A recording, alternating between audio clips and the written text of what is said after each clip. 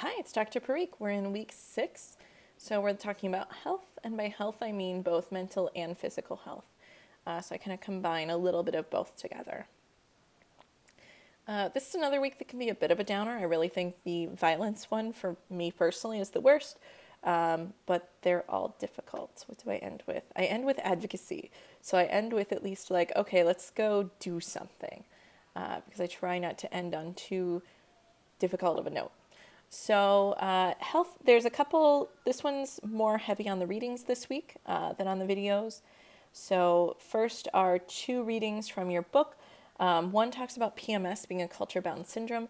This is one I personally really struggle with because I trust the research, and also I am a being of my culture. And so it's thinking of PMS as an issue is part of how I think about my lived experience.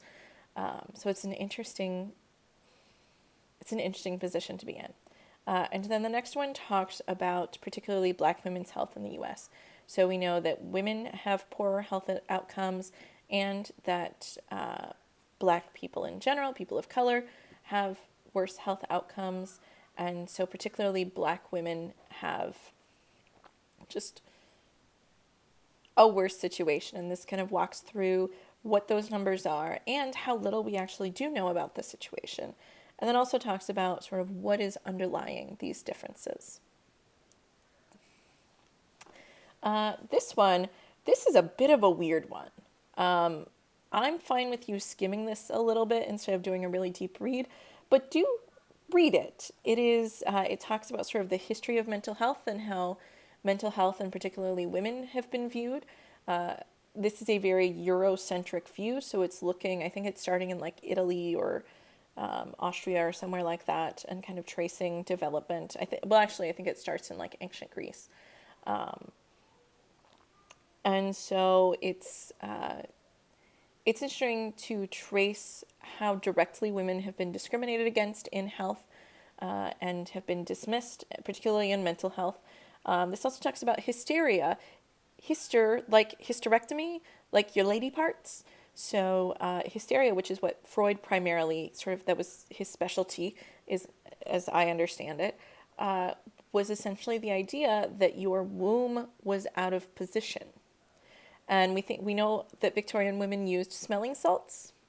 I did not know until this article that that's because it was thought that the nasty smell of the salts would repel the womb back down where it's supposed to be. Yeah. So that one, it's a little weird, but I think it's very worth exposing yourself to. The next one is a brief description by the World Health Organization about the sort of gender and women's, and this focuses on mental health.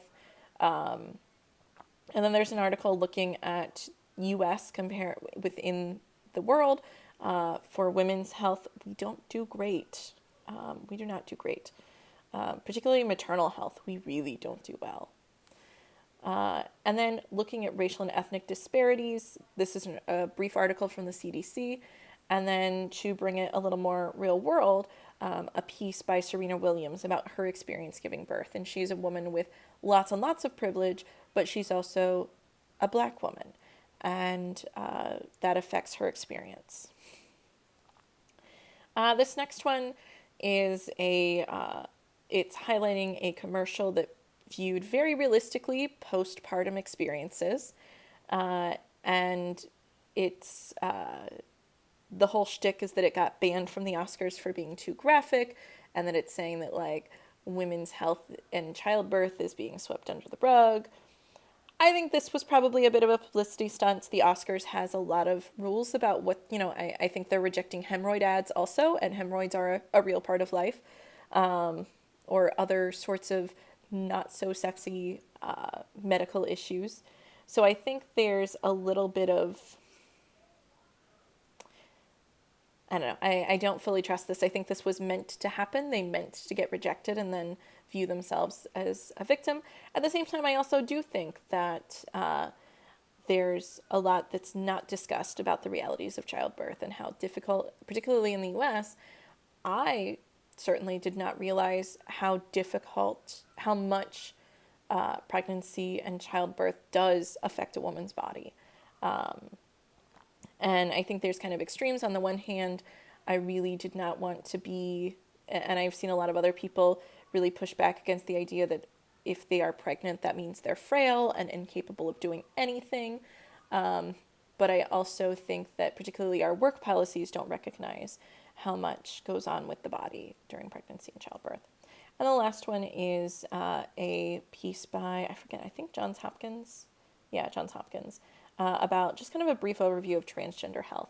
And this class, I mean, we are focused on girls and women, but there are trans women. And we also do sometimes take a little bit broader view of gender in general. Then we do have a couple videos. One of them looks at women and how medicine, the historical approach to medicine, has some real issues for women. This history of seeing men as the normal and women as some like weird subset, even though, again, women are a slight majority of the population. And they give some specific examples. They talk more broadly about what's going on, but the presenter also gives specific examples where this has really harmed women. Then there's a discussion about talking about periods. This is one of the times I did take someone from a sort of an outside culture. So most of our class focuses just on the U.S., but I did want to bring in a little bit about sort of women's health worldwide, particularly with an awareness of how menstruation is treated. And then this last one is a talk by someone describing her experiences with the medical system and with wanting to be medically sterilized. So to not be able to have children, to not have to manage and plan against pregnancy, and how difficult that experience was. And this is something I have heard a lot of people, I've heard very different stories from women who were who were being sterilized compared to men who are being sterilized. Very rarely are a wife's wishes discussed. Again, this is very much just what I've heard, but it's very rare that a wife's issues are discussed for a man getting sterilized. But there is still often a practice that says that if a woman wants to be sterilized, her husband has to sign paperwork giving his consent, which is just, I don't know that it's even legal. And these are things, like I heard about this within the last month. I've heard someone else who had difficulty, who was given pushback and told that she would need to have her spouse sign forms. It's particularly difficult because it gets complicated because sometimes there are other medical reasons it just gets very complicated. And this is another place where, again, we may have different views culturally, religiously, personally on what it means to have children. But here we want to be respectful of our setting and also recognize that our role when we think as psychologists, and you're not, an undergraduate degree in psychology doesn't make you a psychologist, but that's the field you're working in this class. And that there's a lot of emphasis on helping people be autonomous, so being able to make decisions about their lives independently. And some of the topics this week too, maybe personal or touch on sort of your personal views. Just work to be as open as possible as you talk about it. So discussions, you've got your check-in, your media, your topical, and this week, actually, you are wrapping up your character analysis paper. So you've already got your bio for your person, 2 more paragraphs. You've got a good start to your paper, and we'll talk about that in a moment. So we move on here to your advocacy project. For this, it might be helpful to go watch some of the videos and do some of the readings for next week to get a head start. But I'll try to talk about the most important things here. So this one might be a little bit of a long overview. So let's go in. So as part of this class, I have you do an advocacy project. It doesn't need to be a huge project. It can be something like a small social media campaign where you have, say, 5 related posts advocating for something. It could be writing a letter to a company or to a lawmaker. I'm open to a few different things. I want it to be something you can put together and do fairly quickly because it's a quick course. But I really want to end with you feeling like you have done something.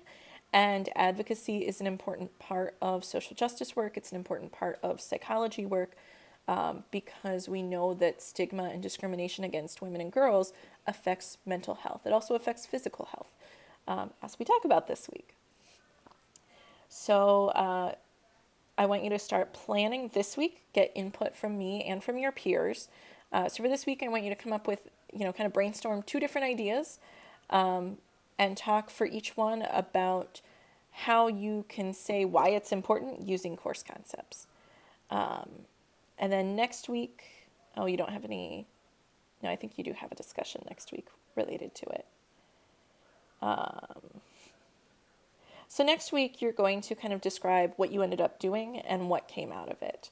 And you can include part of your, if you used photos or if you wrote a letter, you can feel free to attach those.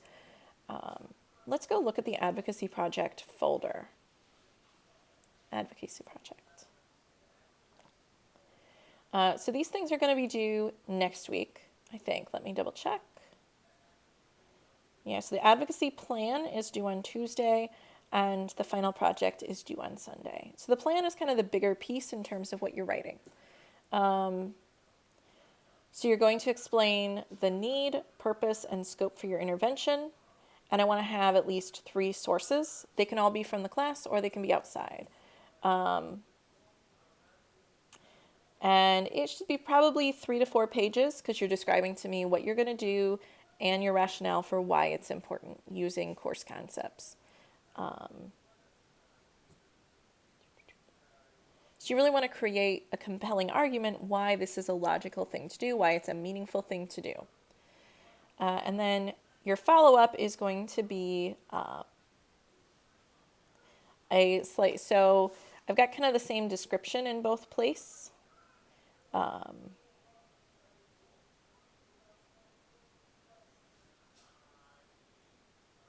just confused because these are almost identical, but they're not. And so I'm trying to figure out what the difference is. And I cannot figure it out. So the first paper should be 3 to 4 pages. The second paper should be 2 to 3 pages. So this first one, the plan, I expect citations. This last one is really just reporting what you did. If you got a letter back from someone, let me know.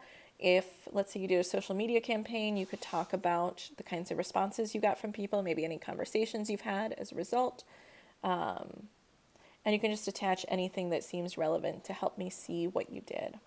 So that's really what's coming up next module. I'll probably go a little faster on those when I get to that module, but I think it's really important to know that that's coming just because you need to know how to start planning ideas and really be ready to push through quickly with it. You also have your character analysis paper due this week. So there's a lot that's coming together this week. There's fewer readings and videos overall, but there's a lot else going on. So we've got character analysis. So all the previous parts leading up to this have been in the discussion, and now you're going to have your full paper. So you need at least 5 sources, including at least one that's peer-reviewed journal article that's outside of this course. So overall, you need to have APA style, title page, reference page. You can include an abstract. You don't have to. I don't think it's really that logical for this kind of paper, although you could. And then I want that body, so the pieces not counting the title and reference page, to be about 4 to 5 pages. If you're really concise and you think you've used your 5 sources, you've made several meaningful points, and you're at 3 pages, you might just be a concise writer. I try not to penalize you for that, but I try to give you an approximate range to have a sense of what kind of depth I'm looking for. Make sure you attach a PDF of a peer-reviewed journal article that you used, and make sure that you list all of your sources in your reference list. think that's it for this week. And there's the quiz as always. And we are almost done. Thanks. Bye.